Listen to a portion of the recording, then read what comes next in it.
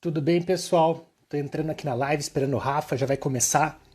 Vocês, olha, é a minha primeira live no Instagram, viu? Então, qualquer falha técnica aqui, vocês me perdoem, é uma coisa nova que eu tô fazendo aqui, mas eu já vou contar para cada um de vocês qual que é a proposta, que é a ideia que eu tive iniciando essa série de lives que começa hoje com o Rafael Sartori. Eu já vou apresentar quem é ele para vocês, para quem não conhece ainda, tá bom? Ah, tá aqui o cara. Tá aí! Fala, Rafa, beleza? Tudo bem você, meu querido? Tudo bem, meu velho? Tudo bem, graças a Deus. Que bacana, cara. Olha, seja muito bem-vindo. Rafael Sartori, aí, para quem não conhece, vai conhecer agora. Um cara fantástico, que eu tenho a honra de ter como primeiro convidado aqui nessa série de lives que eu tô criando. Antes, Rafa, de eu te apresentar, cara, deixa eu só explicar para o pessoal que tá entrando, que vai assistir essa live depois, qual que é a proposta aqui, a ideia que eu tive. É pegar pessoas ilustres, assim, e fazer um bate-papo sobre como essas pessoas estão passando pela quarentena. Ilustres, né?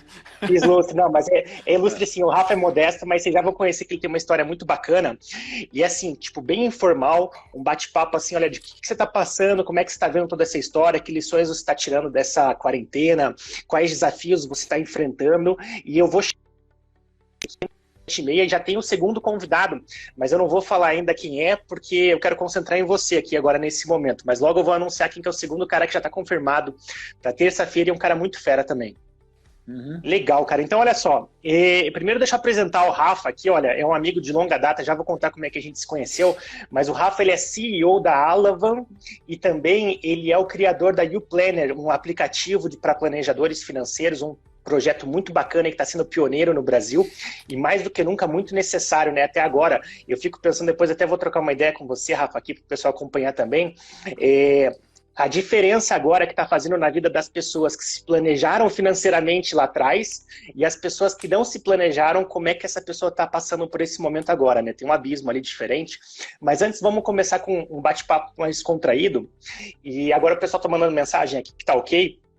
Então, eu estava falando que a gente acaba se poluindo muito com essas notícias aí, só tragédia parece, e tem muita coisa boa acontecendo, é um momento também para a gente sair fortalecido, crescer e tudo mais, e tento lançar um olhar positivo em cima de tudo isso. Só para o pessoal ter um pouco de contexto, eu conheci o Rafa, cara, faz muito tempo atrás na academia, né, Rafa? Me corrija se eu estiver errado, Sim, e é uma na história nossa bacana academia. porque na nossa academia, que hoje não tem mais a UP, que o Chico também, cara, um cara nota 10 tinha feito, e lá a gente conheceu também as nossas esposas, né, e é uma Sim. história, assim, bem bacana. Eu conheci minha esposa lá, ele conheceu a esposa dele lá também, e desde então, poxa, a gente já fez trabalho junto, parceria, acompanhei, o Rafa é um baita do empresário aí, tem vários negócios, e é muito bacana, Rafa. Eu queria saber, puxando agora para descontrair um pouco, não ficar nesse papo tão sério, você que é um cara que sempre treinou muito, cara, sempre se exercitou.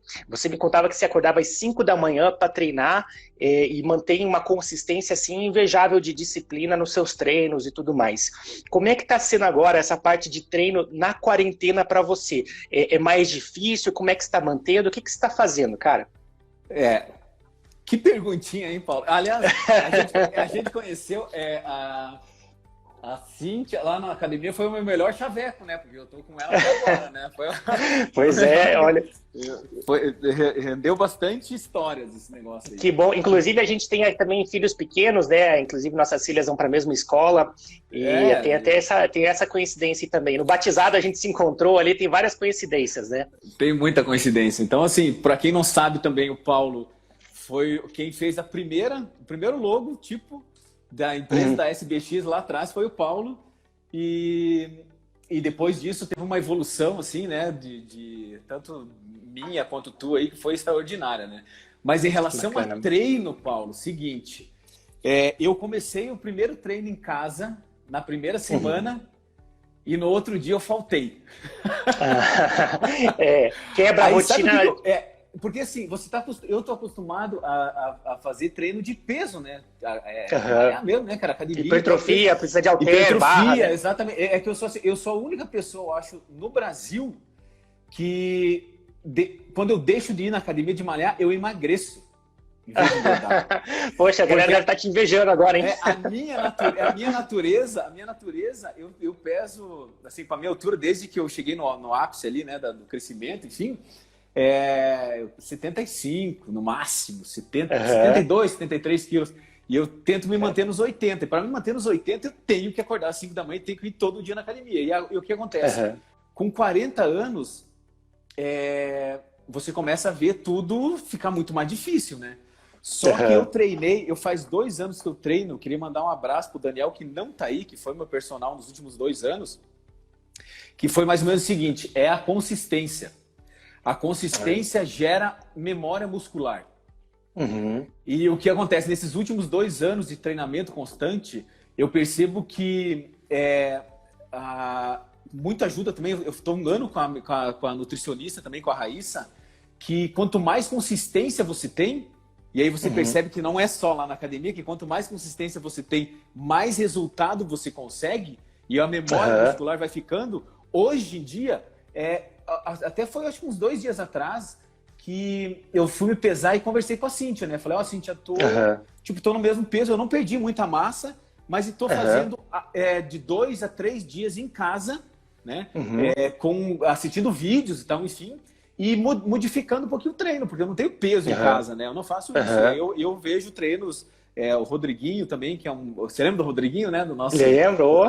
O Rodrigo Pedrosa também, né? Ele ajuda bastante, tá fazendo bastante coisa lá, e eu tô me virando em casa. Na última semana eu treinei, o peso que eu utilizei foi a Lorena. Então, ó, aqui nas costas, uns 20 quilinhos aí. Exato. Ela tá com 18, 19 quilos. Então foi treino de bíceps. E ela se divertiu pra caramba, meu Deus do céu. Ontem, inclusive, foi ontem, não, foi segunda-feira que eu cheguei em casa meio cansadão, assim, né? Porque eu vim trabalhar também, eu tava aqui no escritório, cheguei em casa tarde. E ela falou, vamos fazer exercício, papai? Eu falei, ela que pediu, cara. E aí eu falei que legal. Hoje a gente faz amanhã, mas tô me virando desse jeito aí. Mas você sabe, Rafa, você tocou num ponto legal, cara, que é o seguinte, eu falo assim, como é que a gente faz pro nosso dia ter mais que 24 horas? As pessoas às vezes me perguntam, Paulo, como é que você faz tanta coisa? Como é que você consegue dar conta de tudo? E é você realmente juntar 2 coisas no mesmo horário. Então, por exemplo, você passou um momento bacana com a sua filha, se divertiu junto e tava malhando ali. Então, em vez de gastar 1 hora com ela, assim, 1 hora treinando, você faz as 2 coisas. E pra galera que tá acompanhando aí também, a gente tá falando de treino aqui, cara, mas o que tem por trás aqui do nosso papo é muito sério, que é a questão da disciplina, né? Não é só você estar em forma, você estar com o corpo que você quer ter e tudo mais, mas você vai desenvolvendo, você falou do músculo mental, a memória muscular, você vai desenvolvendo o músculo mental da disciplina, né? Um cara que acorda 5 horas da manhã todo dia para ir fazer isso, esse cara tem disciplina para guardar dinheiro, tem para montar uma empresa, para ler livro, para fazer o que ele quiser, se ele conseguir canalizar essa disciplina para qualquer meta que você tenha. Então, eu acho muito bacana as pessoas assim comprometidas.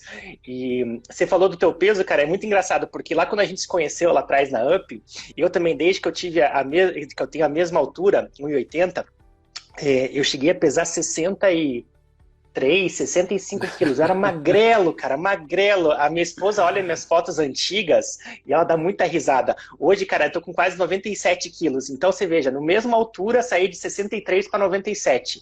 50%, mas eu também, né? Pô, então imagina, e eu sou um cara também muito ativo, sempre fui muito esportista, futebol, musculação, luta e tudo mais, e agora nessa época, é claro que é mais difícil porque dá uma quebrada, né, cara, você vem quando você cria essa memória muscular é porque você tem uma rotina, você acorda do mesmo jeito, você vai, pega o carro, chega na academia, tem todo um ritual. Quando você muda o ritual, você tem que ter uma readaptação e tudo mais, né? E realmente, cara, é bacana que é uma oportunidade da gente pegar e exercitar esse lado também. A gente tá falando aqui, usando como exemplo o exercício, mas eu tô falando de disciplina, né? Que é uma coisa que para todos nós aqui nesse momento vai valer muito. E é prioridade também, Paulo. Prioridade também, eu julgo. É verdade. Assim, muito antes de eu conhecer o livro O Milagre da Manhã também, né? Desses do Clube 5 da Manhã. Muito bom o livro, inclusive. Vão anotando, pessoal, quem assistir aí. O Milagre da Manhã é um dos livros também top. Eu, em 2014, comecei a fazer isso quando a Lorena nasceu, né? Que a Lorena nasceu em 2014. E como eu trabalhava mais, a minha rotina era exaustiva, tinha em casa 7h30, 8 horas da noite, falei, não tenho como deixar a minha filha. Então eu vou ter que arrumar um tempo. E eu falei assim, não, vou ter que começar a malhar às 6 horas da manhã, não tem jeito. E para ir treinar às 5 da manhã, às 6 da manhã eu tenho que acordar às 5. E aí logo depois, né, e aí eu comecei e aquilo foi, os primeiros dias foram horríveis. Então assim, é muito difícil, meu Deus, acordar de madrugada ainda, né? Assim, escuro, né? Frio. Exatamente. E aí hoje eu tenho até quando eu vou um pouquinho mais tarde na academia e às vezes eu saio da academia, tá escuro ainda. Caramba. Quando eu vou na academia, por exemplo, às 7 da manhã, quando é 8 da manhã, eu já fico ansioso. Eu falo, meu Deus, já perdi muito tempo, tem que voltar, tem que fazer as coisas. Então, é uma questão de disciplina mesmo, né? E de prioridades, porque era muito prioridade. Você sabe, cara, que eu tenho esse hábito de acordar antes do sol nascer aí. Eu gosto muito que daí muitas pessoas, sei lá, estão acordando 8 horas de repente nessa quarentena e eu penso, poxa, 8 horas eu já fiz um monte de coisa. E isso é muito bom, essa sensação assim de você começar o horário comercial, já tendo, sei lá, se exercitado, meditado, lido, feito uma série de coisas ali que, tipo, te preparam para ter um dia produtivo. E essa questão de prioridade que você falou, cara, é muito legal. Eu ouvi a Melissa, cara, que é uma pessoa muito querida, ela talvez acabe assistindo essa live depois, ela me falou uma frase, cara, que, poxa, foi uma coisa que me abriu muito, essa questão de prioridade para exercício físico. Ela é mestre de yoga, faz cada coisa que, se eu fizesse 10% que ela faz, cara, eu já ia me sentir muito bem. Mas ela falou assim, quanto mais forte o corpo, mais ele te obedece. Quanto mais fraco o corpo, mais ele te domina. Então, mais você é dominado pela preguiça, por uma série de coisas, e isso atrapalha a tua vida inteira, cara. Atrapalha o trabalho, o casamento. Então, eu sempre, quando eu me via também nessa questão de, poxa, eu tenho que treinar, mas, poxa, tô cheio de coisa importante para fazer. Então, qual que é a minha... Não, se organize. E eu falava assim, olha, poxa, corpo forte é igualmente forte. Então, treinar me ajuda a ter uma performance melhor no trabalho. Então, eu pensava assim, não é só para isso. Eu sei que endorfina, toda a parte fisiológica, mas também isso me dava mais disposição para, poxa, chegar ali no trabalho melhor, trabalhar melhor e tudo mais, né? Muito mais, muito mais. Eu também, eu chego um dia sem treinar de manhã, para mim, é quase que uma manhã perdida. Porque aí você acorda com mais sono e tal, e, né, você fica mais preguiçoso, enfim. Né? Porque assim, quanto mais você pratica, mais você gosta, né? Mais você faz. Quanto menos você pratica, obviamente agora toda essa quarentena aí vai quebrar um pouquinho esse ciclo, né? Vai ser mais difícil de fazer as coisas. Mas daí é um retorno. Nem todo mundo é acostumado. Eu também, assim, ó, se eu falo para você assim, para mim sempre foi um prazer acordar às 5, não. Mas eu acordo sem despertador depois que eu me acostumo. Vai no automático, né? É verdade, cara. Exatamente. E você sabe que quando você vê um triatleta, assim, por exemplo, eu vejo um cara correndo na rua, e eu olho esse cara, eu falo assim, esse cara deve ser bem sucedido, deve ser um empresário, deve ser... Porque você não consegue imaginar um cara super saudável fazendo, sei lá, triatlon, alguma coisa assim, e o cara é todo quebrado, todo bagunçado na vida dele. Normalmente esses caras, e você vê grandes empresários e CEOs, tem um amigo meu, que ele é piloto de avião, cara. Então o cara vai para todo canto, né? Não tem nem... E o cara consegue ter uma disciplina de treino também. Então, questão, cara, é puramente força mental, assim, de disciplina. Não é falta de tempo, não é... Quem quer consegue se organizar para fazer e tudo mais. E eu ia te perguntar, cara, como é que tá a tua rotina hoje? Você... Quanto tempo você passa em casa? Como é que você vai para o trabalho? Como é que você está fazendo aí teu dia a dia nessa época de... Para quem está vendo fora de Curitiba, né? Aqui em Curitiba a gente está numa situação diferente, assim, um pouco.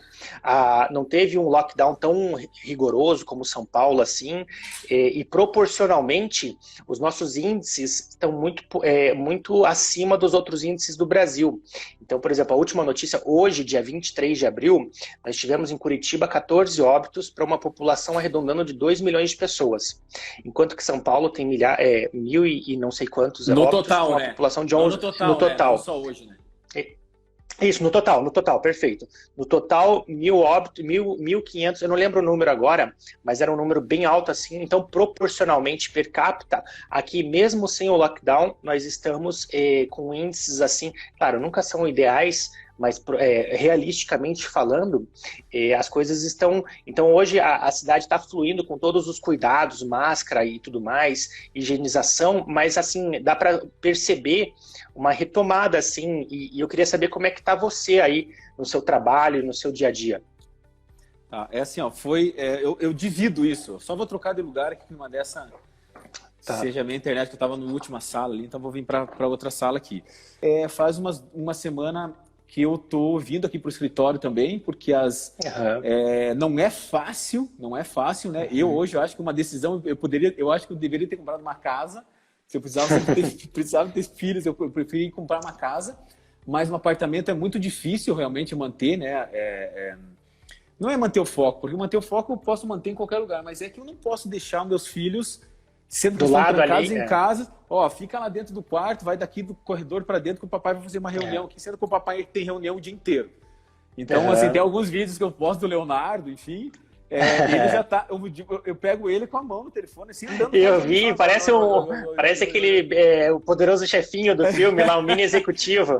Exatamente, ontem mesmo à noite, quando eu peguei, ele tava ali, e ele anda, ele baixa, e ele faz o mesmo movimento, meu Deus, eu tenho que sair daqui para... Então, assim, tô me cuidando, a quarentena serviu para quê? Né? Para que a gente pudesse entenda o que se pode fazer, entenda como que a gente vai lidar com isso, e a partir de agora a gente tem que ir para frente, não tem o que fazer, né? Você sabe que uma das coisas que eu acho que tem uma frase da Luísa Helena Trajano que ela falou o seguinte, cara, que resume, acho muito bem, que a pandemia forçou as empresas a evoluir em 20 anos em 20 dias.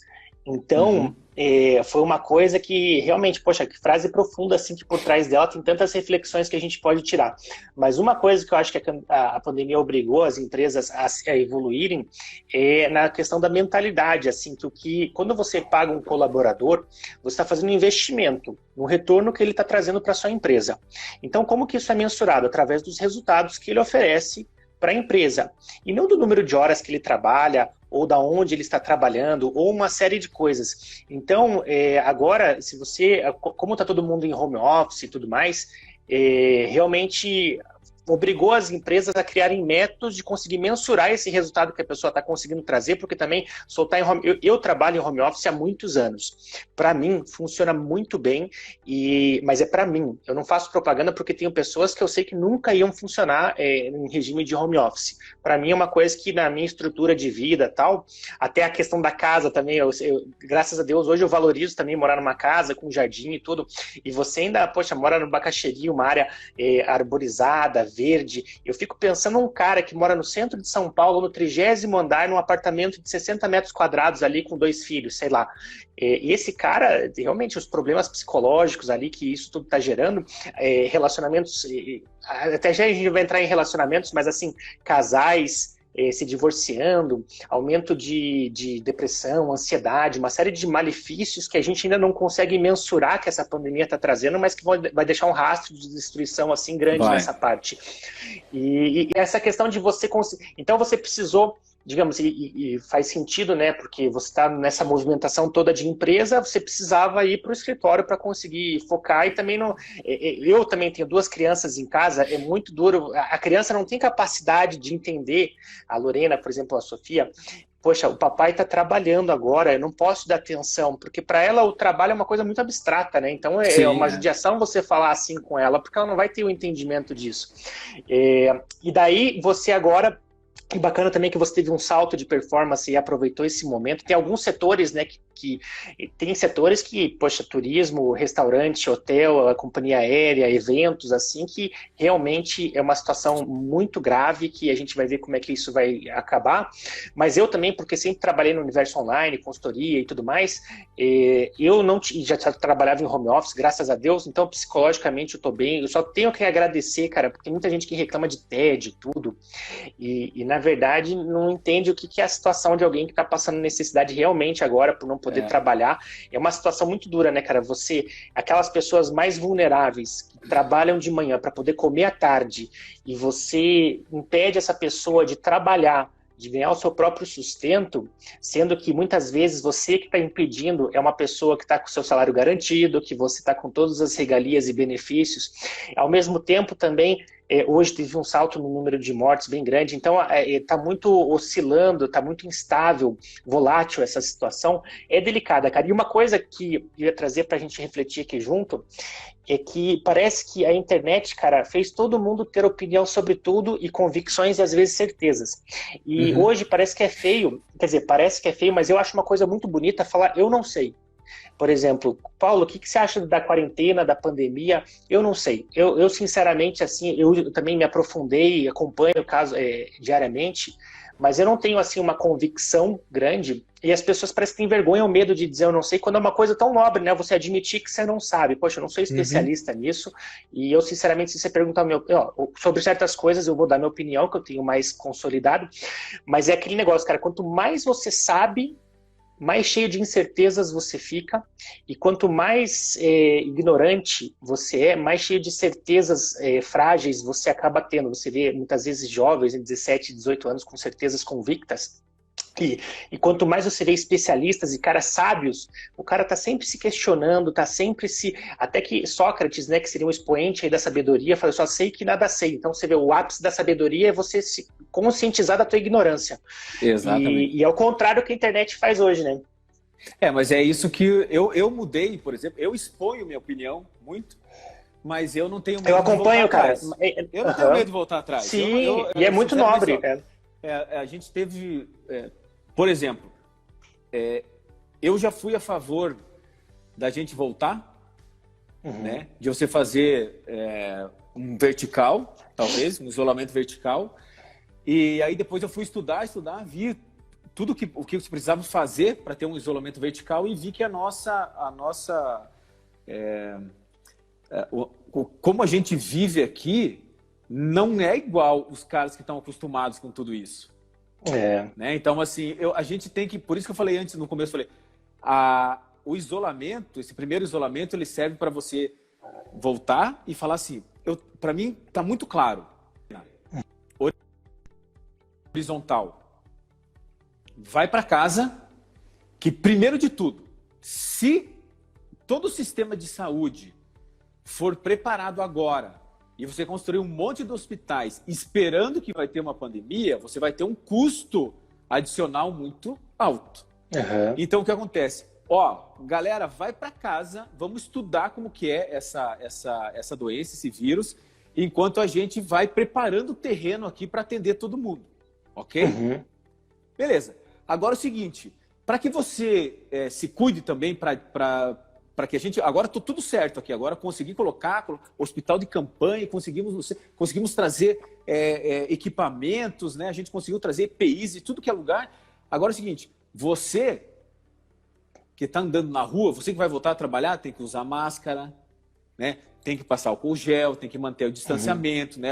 Tem que voltar tudo. Hoje, por exemplo, eu fico olhando tudo. Agora eu fico... Gente, quanta gente na rua que está aqui... Coloca a máscara e fica arrumando com a mão. Tá, e sai e fica arrumando com a mão. É uma coisa básica, assim, procura, antes de sair para a rua, fala assim, quais são as medidas que eu tenho que tomar para fazer isso? E é isso que a gente vai ter que fazer, porque o que acontece? A partir do momento que a gente falar assim, aqui em Curitiba liberou, né? Então eu vim para cá semana passada, aqui no escritório, agora estou vindo para cá também, e tá uns 90% das lojas estão abertas. Sim. Então o que acontece? Tem inclusive, restaurantes, né? Tem tudo, exatamente. Então assim, a gente vai ter que se acostumar. Porque é uma nova realidade. Vai continuar, o vírus vai continuar e por mais que saia uma vacina semana que vem, ela só vai chegar para a gente daqui a um ano.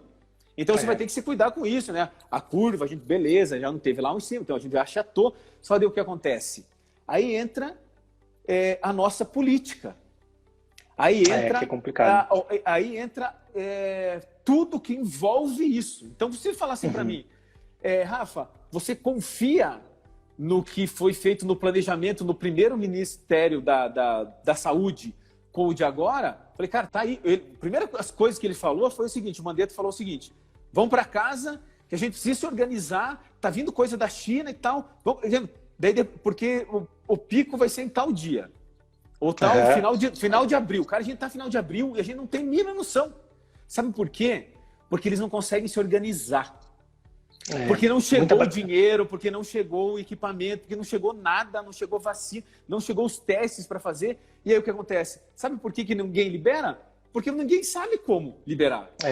Então, assim, tem isso, muita incerteza, causada justamente por quem está ali para direcionar, né? Então, mas você acha que isso daí é algo global ou é particular do Brasil? Porque você vê, é algo totalmente novo, né? E que países também, na Europa, em outros lugares, eles também estão assim, olha, a gente não sabe como se comporta as variáveis, e às vezes eu vejo comparações muito raras, né? Assim, comparando, sei lá, o Brasil com a Espanha, ou com a Itália, ou com a Coreia do Sul, que teve um enorme case de sucesso e tudo mais, mas são tantas variáveis ali, é um problema complexo que envolve, é multidisciplinar, envolve uma série de variáveis, e às vezes a pessoa compara uma variável ali e tiram conclusões precipitadas. Então é algo muito complexo, que por isso que eu digo, tem que ter fundamento antes de opinar, porque é complicado. A gente ficou numa situação exemplo, que se ficar o bicho come, se correr o bicho pega, sabe? Parece que... Sim, mas a China, por exemplo, falou assim, ó, tá dando um surto aí. 15 dias estava um monte de hospitais prontos de campanha. Mesma coisa nos Estados Unidos e tal. O que a gente depende aqui? Muito da burocracia que a gente tem. Então, olha só, é uma polarização, né, de quem está lá em cima, né, do presidente com os governadores, enfim. É essa a insegurança dessas você não vê todo mundo trabalhando junto para a mesma direção, né? Não. Então, assim, o que eu faço, por exemplo, se você perguntar para mim, Rafael, o teu serviço é essencial? Na semana que vem, eu convoquei 7 pessoas das 20 que fazem todo o desenvolvimento da YouPlanner, que a gente vai lançar uma nova aplicação agora em junho. E eu liguei para todo mundo. Eu liguei para todos os funcionários, eu fiz uma pesquisa com todo mundo para ver se tinha... se dentro da família tinha alguém do grupo de risco, se a pessoa era do grupo de risco, aonde que ela mora, como que ela vai fazer. Eu estou trazendo gente de fora para cá, alugando apartamentos aqui no nosso prédio mesmo, para a gente conseguir fazer isso. Por quê? É essencial? É supermercado? Não é essencial para a economia, mas é essencial para o meu negócio, é essencial para o emprego deles, enfim. E aí o que eu vou fazer? Eu estou tomando um monte de atitudes aqui dentro que, com certeza... Essa vai ser a próxima maneira que a gente vai trabalhar, porque senão a gente vai ficar 6 meses, 1 ano em casa, entende? Então, assim, vão ser 15 dias de aprofundamento que a gente vai fazer isso. Essas 7 pessoas que podem fazer isso nesse momento vão fazer, e depois disso elas voltam. Elas voltam, porque esse distanciamento que a gente teve, eu acho que segurou muito os casos, mas agora com esse afrouxamento, chegando o inverno, pode ser que tenha um novo pico, uma segunda onda, e que aí sim, daí o cara vai ter que falar assim, ó, lockdown 100%. Total. Brasil inteiro, vão para cá, senão vai todo mundo, né? E aí sim, daí vai criar uma nova vaga. A gente tem que antecipar, né? Senão não adianta.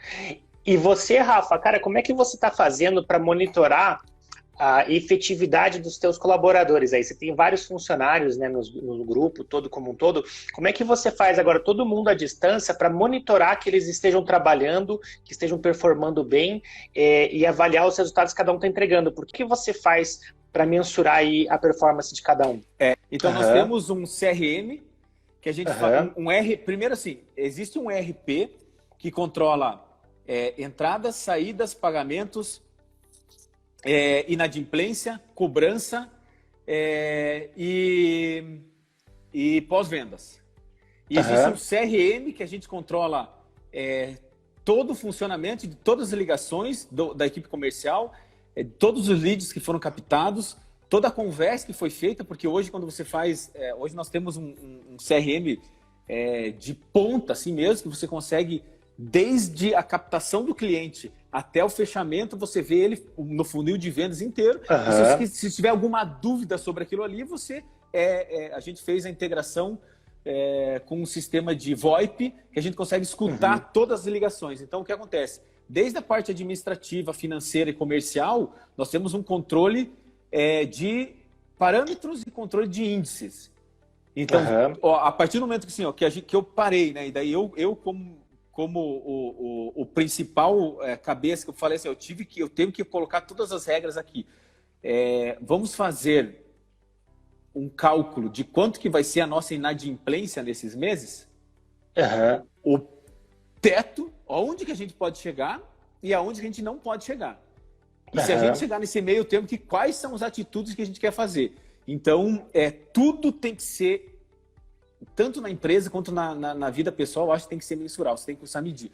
Tudo que você não consegue medir, você não consegue planejar, você não quer fazer. Então, além desses aplicativos que a gente pegou agora que a gente contratou agora para a gente conseguir trabalhar online, por exemplo, eu tenho um monitor que eu estou trabalhando no meu dia a dia e eu tenho um monitor do lado que eu vejo todas as equipes. Então é como se a gente estivesse aqui numa live. A pessoa está ali trabalhando, aí se eu quiser falar com você, eu vou lá e chamo você, falo, e aí, Paulo, tudo bem? Essa ligação que você fez que...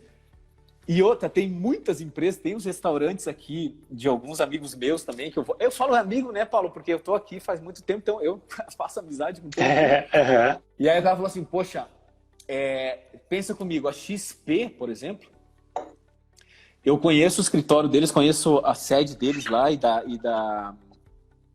da Infumani também, né, que eu dei algumas entrevistas lá. Eles têm 9 andares de um prédio comercial de última geração, que saiu na Faria Lima, lá em São Paulo. E na XP foi o segundo caso de coronavírus que teve no Brasil. E era de um cara que trabalhava no escritório. Sabe o que eles tiveram que fazer? Eles foram uma das primeiras empresas a mandar todo mundo para casa, na quarentena. E aí você vê entrevistas do Guilherme Benchimol falando 80% está em casa, dos 2.000 funcionários dele, e a gente está trabalhando melhor de casa que lá. O que eu vou fazer? Será que eu não posso eliminar todo aquele custo lá? Aí nós temos aqui... Não deve ser barato, Curitiba. Né? Não, meu Deus do céu, imagina a Faria Lima, 8 andares e tem uma entrada exclusiva e tal, enfim, é uma Babilônia. Aqui em Curitiba também você pega, vou citar algumas empresas aqui no prédio, a Doutoralia, que é uma startup aqui curitibana também, que fez um... Eu não sabia que era curitibana, que legal, cara. Curitibana, fez um puta investimento aqui, ela tem aqui, primeiro ela trabalha no mall aqui, e eles também pegaram alguns andares aqui. Só para situar o pessoal, fala o prédio que você tá, que também é um prédio muito bacana, né? Eu tô no Universe, aqui no centro, aqui de Curitiba, é o mais comercial. Talvez o mais moderno de Curitiba, né? Mais alto, mais... Exatamente, é muito bacana isso, então tem áreas comerciais, residenciais e mall de shopping aqui embaixo também que eles pegaram. Aí você pega o Madeira, que é de Curitiba também, e o Ebanks, que está comprando quase um prédio inteiro ali, e aí você fala, tá todo mundo em casa. Tá rodando? Tá rodando. Então, por que você precisa Fez muita empresa perceber, né? É verdade. Isso que a gente mora em Curitiba, que com 40 minutos, você consegue sair da tua casa e chegar aí. Agora, pensa em São Paulo, um cara que perde 3 horas por dia para se deslocar até o escritório e voltar. Isso se intensifica ainda mais, né, cara? Exatamente. O Banco Santander, ele está fechando ele está modificando o atendimento. O Santander, Itaú, Paulo, perceba, aonde se passar na cidade agora, vai ter agência de bancos fechando. Fechando as portas mesmo. Porque tá esses bancos digitais digital, todo mundo está indo para o digital. Atendimento pessoa física do varejão vai acabar, é só no digital. E aí o que acontece? Tem algumas agências que estão sendo transformadas em só negócios e PJ. Para atender, fecha tudo os caixas, não precisa de segurança. Quando você não tem um caixa, quando você não precisa de segurança.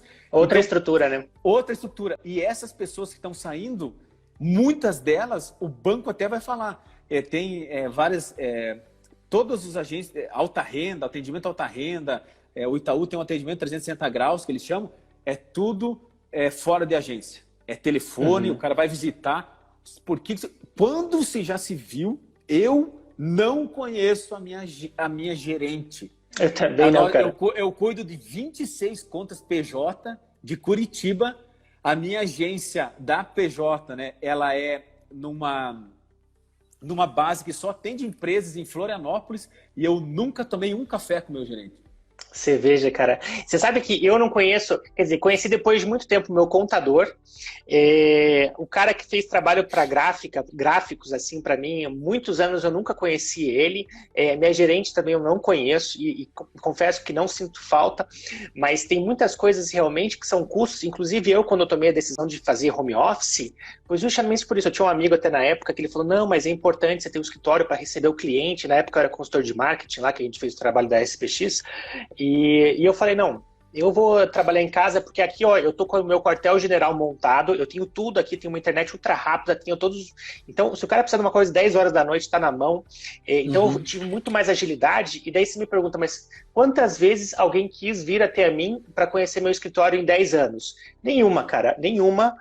talvez uma, e muitas vezes eu prefiro dar a comodidade de ir até o meu cliente ou se encontrar em algum lugar, então por que que eu vou sustentar uma estrutura física que vai me gerar um custo mensal que poderia ser meu lucro, e deixar isso comendo o meu lucro, sendo que eu consigo ter mais eficácia assim.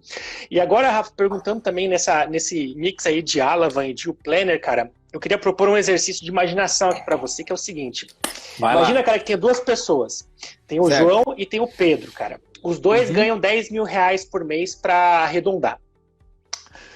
O João, cara, é um cara que teve um planejador financeiro e o cara se preparou. Vamos jogar um tempo atrás, 3 anos já. O cara tá se planejando. O cara contratou a consultoria premium aí do Rafael Sartori e você foi lá e arrumou toda a vida dele, pegou as metas, os planos, trabalhou psicológico e fez todo um planejamento financeiro em cima desse cara. O Pedro, o cara é o contrário. O cara, o que ele ganha, ele gasta, ele não faz ideia de quanto que ele gasta, não tem controle de nada, tá sempre vermelho, cheque especial e não sabe nada. É um analfabeto financeiro. E quando a gente fala isso, parece que a gente está falando de alguém mais simples, mas você sabe muito melhor do que eu que a gente vive em um país de pessoas de altíssima renda, de pessoas muito bem estudadas, médicos, advogados, que são analfabetos financeiros, engenheiros, e pagam um preço muito caro por isso, empresários, exatamente. Então, e esse cara é um analfabeto financeiro assim, e de repente com a quarentena, cara, os dois perderam a renda da noite pro dia. Como é que você imagina, cara, hipoteticamente, que vai estar o João, que é o cara que se planejou, e o Pedro, que é o cara que estava já enforcado? A gente fala muito que dinheiro não traz felicidade, né? A gente fala não, né? A gente foi criado assim, né? Dinheiro traz felicidade, não leva esse dinheiro pro caixão, eu posso morrer amanhã e tal, enfim, eu fico procrastinando. Até, Rafa, deixa eu complementar essa tua frase, só para deixar você concluir o raciocínio. A pessoa fala, dinheiro não traz felicidade, mas eu penso que a falta de dinheiro traz infelicidade. Então, sim, é uma forma de você... Justamente, você pode ser o mais preparado emocionalmente possível, que se você não tiver dinheiro no momento desse, você perde a cabeça. E aí vou te falar assim, ó, quem que é o primeiro? É o Pedro? O João. O João é o cara certinho e o Pedro é o cara desregado. E eu vou te falar, não precisa 3 anos. 6 meses atrás, se ele estivesse vindo aqui, ele já estaria. Não me fale, não. Porque a nossa metodologia, ela tá tão avançada, a gente avançou tanto nisso, que quando eu comecei em 2017, talvez levasse 1 ano. Hoje, em 6 meses, a gente já consegue fazer com que qualquer pessoa, e não é sabendo fazer conta, não é pegando a minha HP aqui, não é fazendo nada, porque hoje a gente tem um sistema também que faz todos os cálculos. Você não precisa saber fazer conta. Você precisa mudar o teu comportamento. É a mudança de que é a parte mais difícil, porque, né, cara? Exato. Você poderia até ter colocado que o João ganhava 10, o João ganhava 5 e o Pedro ganhava 10. Porque são coisas completamente diferentes. Então, o que acontece? Se tiver algum cliente meu aqui dos últimos 6 meses, todos os meus clientes hoje estão tranquilos. Todos fizeram o dever de casa, todos estão respeitando a quarentena, todos estão produzindo, alguns estão fazendo coisas diferentes, trabalhando em coisas diferentes. E por incrível que pareça, Paulo, eu estou fazendo as reuniões do mês de abril para eles investirem. Ninguém teve que tirar nem o dinheiro do capital de giro, do colchão de segurança. Olha que bacana, cara. Você dizer assim, já tá, o dinheiro que a gente combinou já está lá na conta e já está fazendo. E olha, tem gente que é CLT, tem gente que tem personal trainer, que pode variar bastante agora.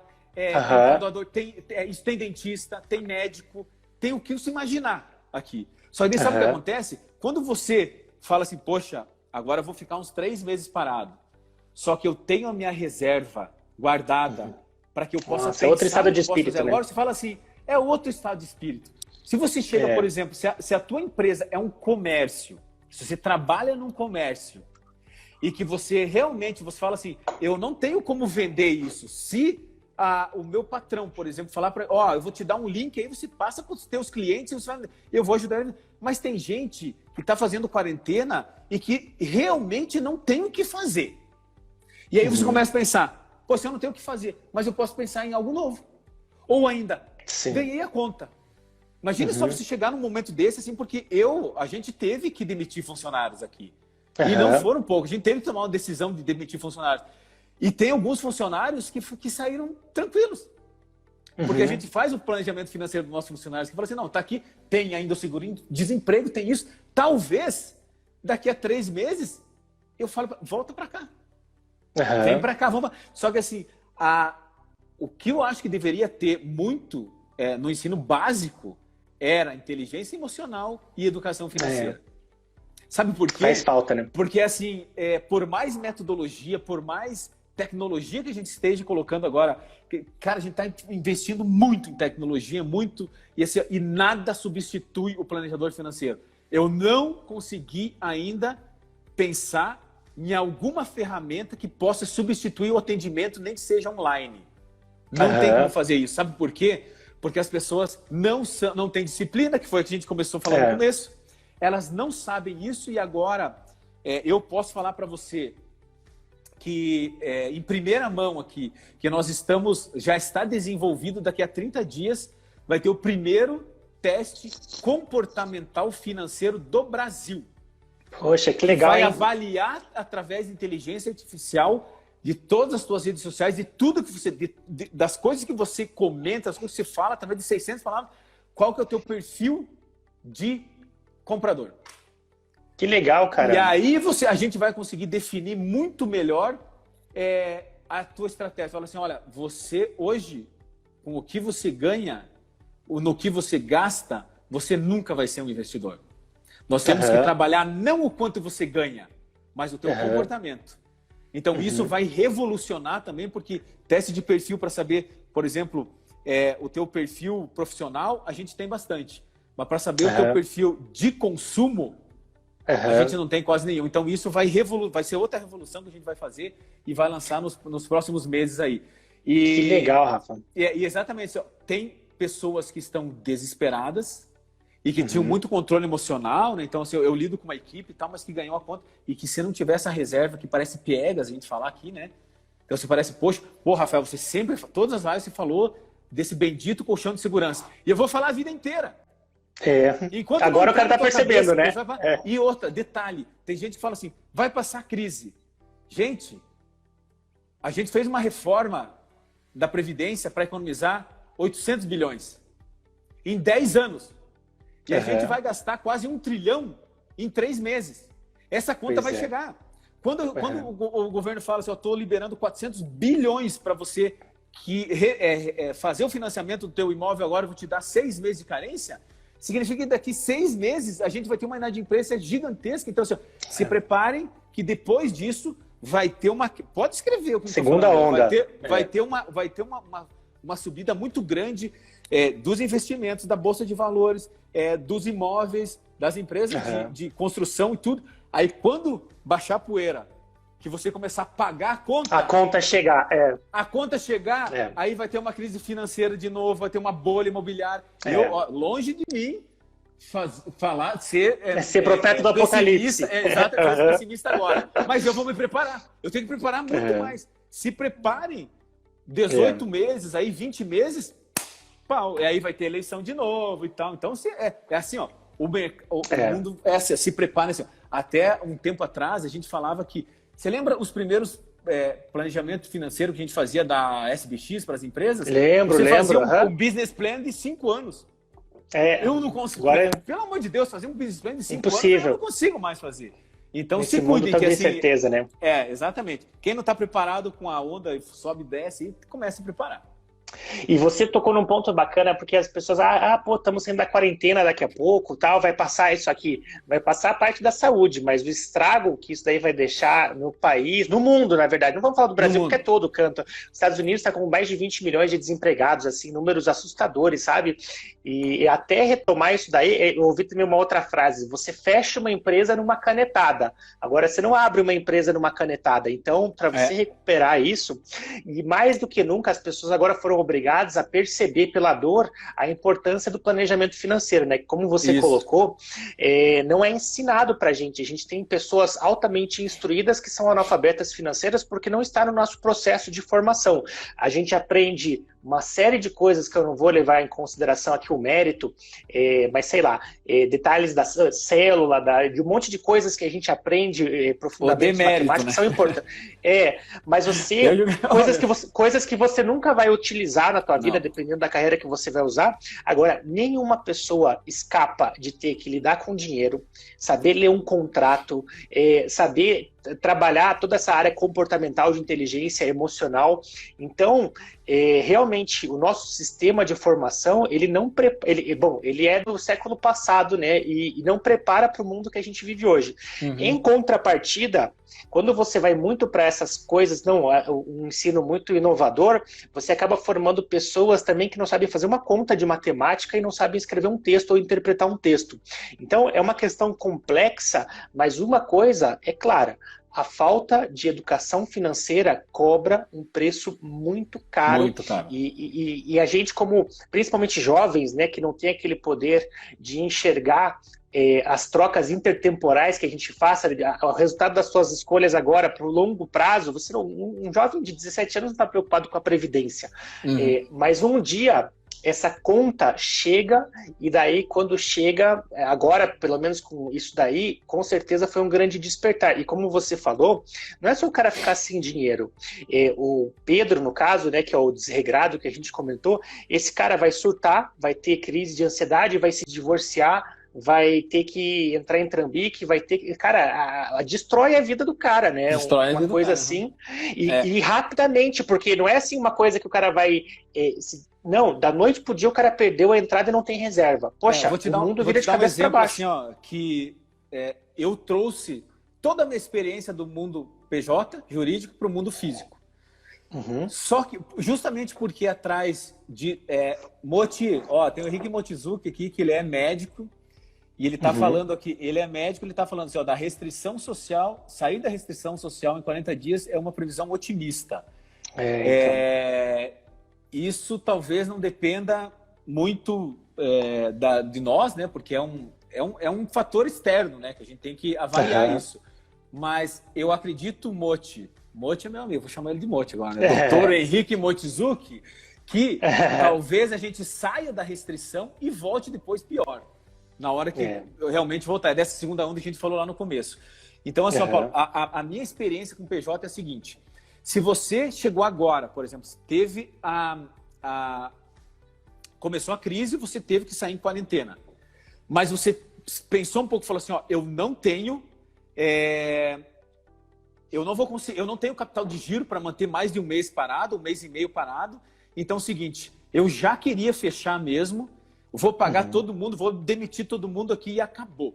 Todos os contratos que se tem, com funcionário, com aluguel, com luz, com telefone, com fornecedores, com tal, você pagou, no outro mês acabou. Você não tem mais aquilo. Aquela conta da empresa acabou. Você fala assim, me livrei. Tem bastante fechou o ralo, né? Tem bastante gente que está aproveitando, assim, vou me livrar disso, entendeu?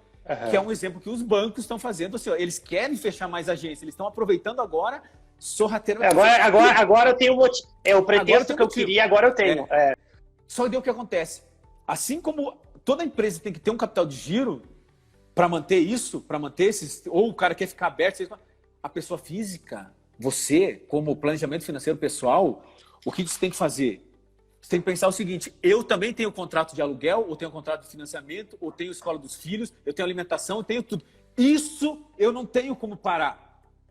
Então é muito mais importante você pensar em fazer uma reserva de emergência, que para quem não sabe ainda, eu vou repetir aqui, é você pegar todos os gastos que se tem mensalmente. Se você ganha 10 e você gasta 8, você tem que ter pelo menos... a gente falava em 3 meses, há 5 anos atrás. Começou a ter, né, essas crises aí, depois de 2015, 6 meses. Pega uma pandemia dessa, joga 10. Então, 80 mil reais. Você tem que ter 80 mil reais. Quietinho 80 lá. mil reais, quietinho. E você tem que esquecer. Aqueles 80 mil reais não são teus. Aqueles 80 mil reais...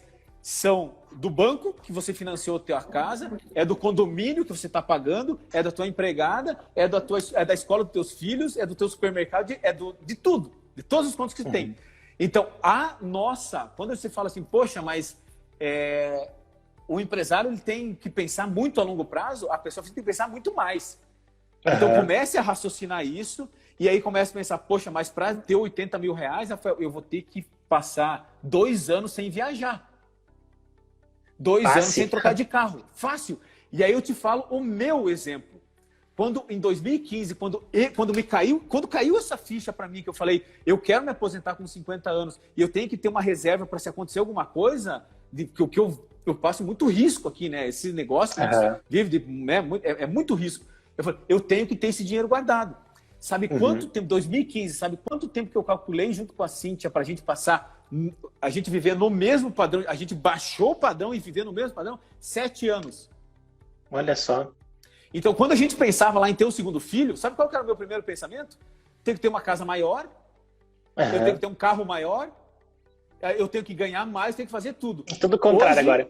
Tudo, assim, ó, a gente está no mesmo padrão, dentro daquele mesmo padrão, e a gente está conseguindo fazer isso, e a gente está mantendo. Então, é o mesmo carro, é a mesma casa. Hoje, por exemplo, eu falo, se eu tivesse uma casa de 4 quartos, não importaria, sabe por quê? Porque na quarentena, ou antes da quarentena mesmo, eu e a Cíntia dormimos num quarto, eles no outro, e a gente acorda todos na mesma cama.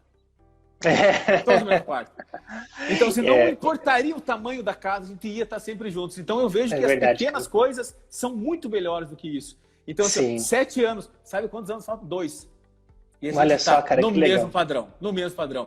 Então, é isso que você tem que pensar. Ou você vive no teu padrão, ou você vive pensando sempre nas coisas que você pode fazer, independente, se você ganha 10, se ganha 5, ganha 1.500, não viva a vida dos outros. Viva pensando no que você pode, na tua independência, naquilo que você quer fazer, porque senão você está ferrado. E tudo isso tem a ver com como você gasta, não quanto você ganha.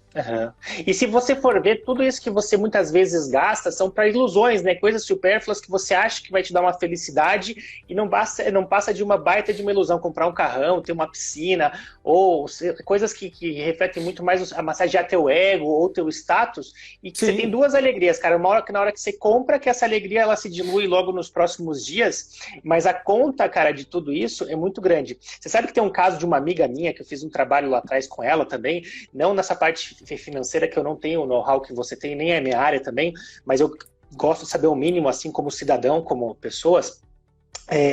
Ela tinha comprado o apartamento dela e ela fez, cara, quer dizer, ela imaginava que ela fosse pagar o apartamento dela em 30 anos.